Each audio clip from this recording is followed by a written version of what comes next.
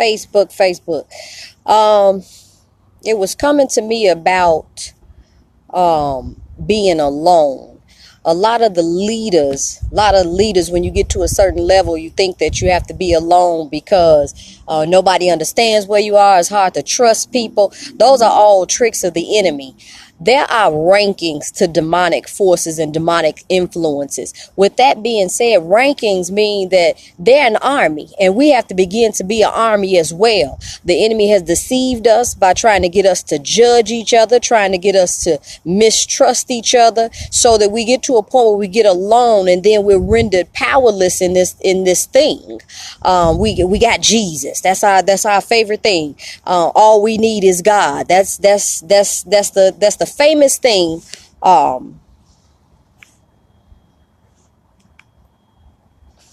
Connection left. That's the famous thing that we always say. We always say that we got God and that's all that we need. But he knew that it wasn't all that we need when he said it wasn't good that man should be alone. With everything, he made something after its kind. So that lets you know that his intent was never for us to be alone, that we're put here to encourage each other, to strengthen each other.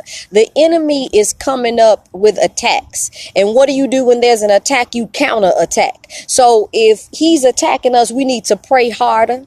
We need to worship more. We need to come together. When you're tired, you need somebody that you can tell that, hey, I can't take no more. You need somebody that you can tell, I don't feel like praying. If we be real about it, I know a lot of saints never say, and not saying that there aren't any that's telling the truth, but there are some saints that say, I never in life felt like quitting. There's some saints that say, I always feel like praying. I always feel like worshiping. Well, I don't always feel like praying. I don't always feel like worshiping. Sometimes when I'm going through my biggest trial and somebody says, can I pray for you? I don't even want you to pray for me. It depends on what I'm feeling. And there'll be some that'll say, well, if you on that level, you feel in a certain way, then you need to be delivered, or you need to get saved, or whatever their opinion is. At the end of the day, there's still a human part of us. And sometimes we don't always feel like spiritual beings. So with that said,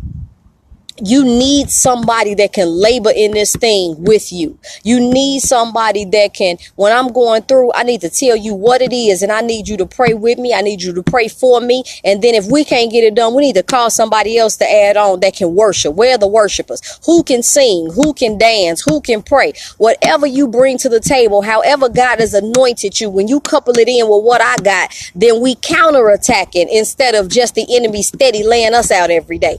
Even in a regular fight, the fighters go to their corner to get their strength back. They have to get renewed. They have to take a break. So you can't be sitting here fighting this battle every day by yourself thinking, I got God. Okay, well, having God, part of having God is allowing the people that he's anointed and called to stand alongside you to do the work that they called to do. If you a worshiper and I can't sing, I'm gonna need you to sing me through.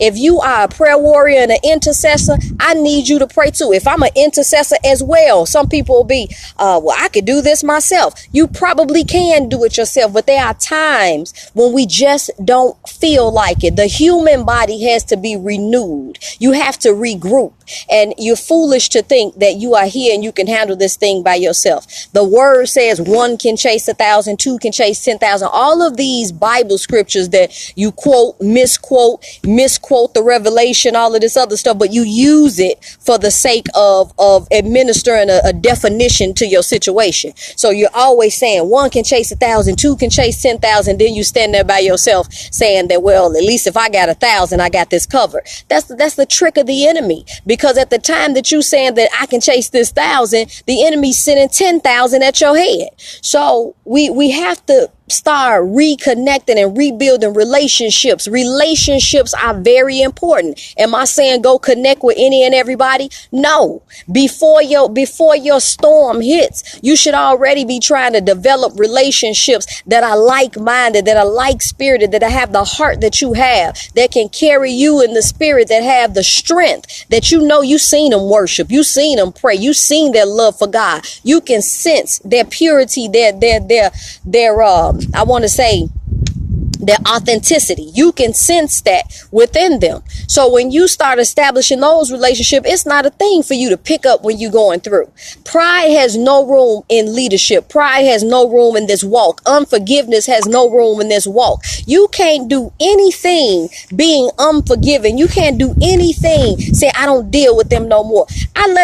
We got to let some things roll. Some things are not even important because these are strategies and tactics that the enemy is using to keep us separated. We are a body. So tell me, if we're a body, why is the arm separated from the leg and the head separated from the foot? How are we even functioning properly if you think all of these parts are supposed to be divided? These parts are supposed to be collected as one so that they can move in sync as a body, which means we pray together, we stay together, we worship together, we hold each other up, we don't judge each other, and we forgive each other so that we can keep moving. Stop doing this thing alone. It wasn't meant for you to do so.